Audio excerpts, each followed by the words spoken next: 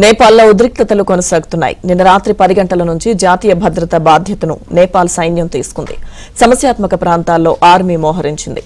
ఆందోళనల నేపథ్యంలో విధ్వంసం, దోపిడీలు చేస్తున్న వారిని గుర్తించారు. 26 మందిని అరెస్టు చేసినట్టు నేపాల్ సైన్యం తెలిపింది.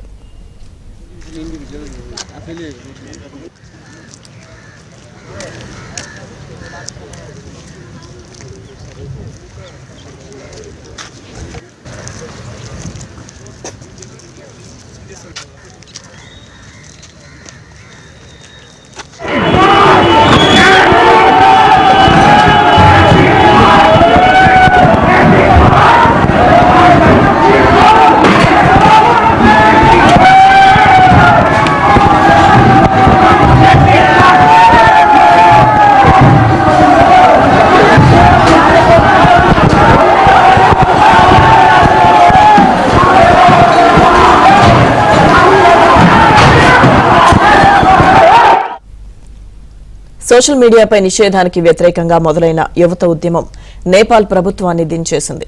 నిరసనకారులు అధికార పక్షం, విపక్షం అని చూడకుండా ప్రధాని సహా మంత్రులు, మాజీ ప్రధానుల ఇళ్లపై దాడులు జరిపారు. వారి అధికారిక, ప్రైవేట్ ఇళ్లకు నిప్పు పెట్టారు.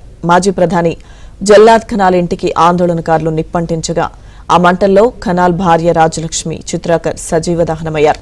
కొందరు మంత్రులు, వీఐపీలను హెలికాప్టర్లలో ఆర్మీ తమ బ్యారెక్లకు తరలించగా ఆ అవకాశం లేని మంత్రులపై ఆందోళనకారులు విరుచుకుపడ్డారు. తీవ్ర పరిణామాల మధ్య ప్రధాని కేపీ ఓలీ రాజీనామా చేశారు. దేశ అధ్యక్షుడు రామచంద్ర పౌడెల్ తన పదవికి రాజీనామా చేశారు.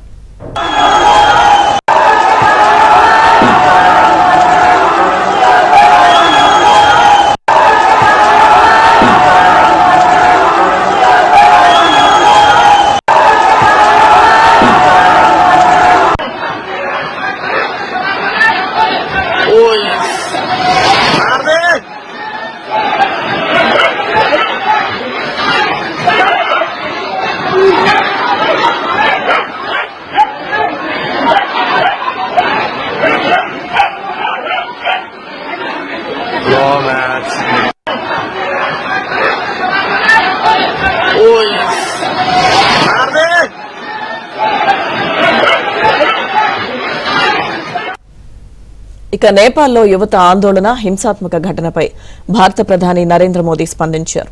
నేపాల్లో చోటు చేసుకున్న హింస హృదయ విదారకమని, ఎంతో మంది యువకులు ప్రాణాలు కోల్పోయారంటూ ట్వీట్ చేశారు. నేపాల్ యువత శాంతికి మద్దతివ్వాలని విజ్ఞప్తి చేశారు.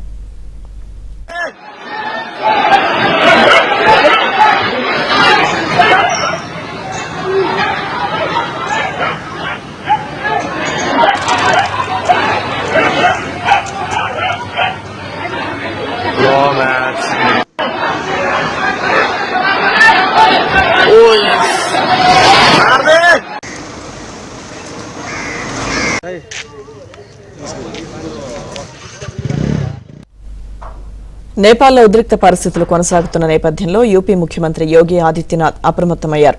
సీఎం ఆదేశాలతో యూపీ సరిహద్దు జిల్లాల్లో భద్రతను కట్టుదిట్టం చేశారు. నేపాల్ సరిహద్దుకు ఆనుకుని ఉన్న జిల్లాల్లో 24 గంటల పాటు హై అలర్ట్ ప్రకటించారు.